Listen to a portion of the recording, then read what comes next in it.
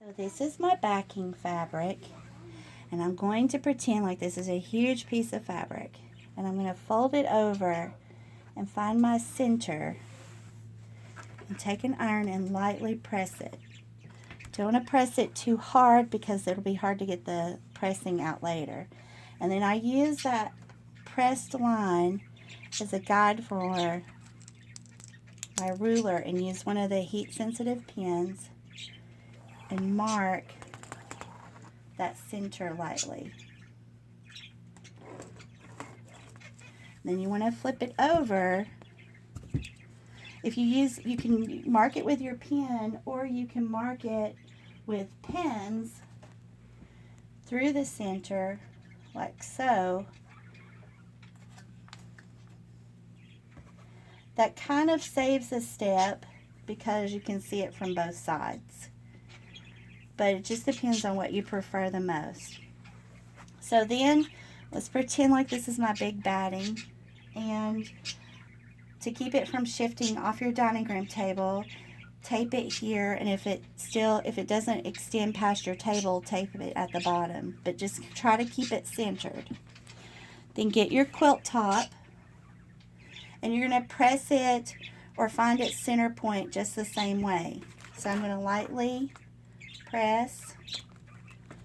If you've got a design part that you can line up, you can do that. Like I kind of know that's my center already because of the pieces are equal. And before you put your top on, you're going to take your little piece of batting or your big batting, center that on your backing. And then I want to also know where my center is through the backing, because I'm going to keep this folded and lay it here to line up with my center. So I just usually take my batting like this, do another light press that I can see through, so you can still see that. I don't know if the light shows it, but you can kind of press your batting over. You can give it a little more steam, make it a little more pronounced. And then take your fold on your little top piece, your center fold, and you're going to line it up with that line. So this line in your batting is lined up with the center point on my backing. So then when you pull this over without letting it shift, you're centered.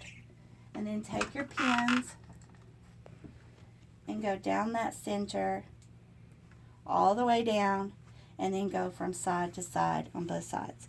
And when you're done, your backing center will be lined up with your quilt center.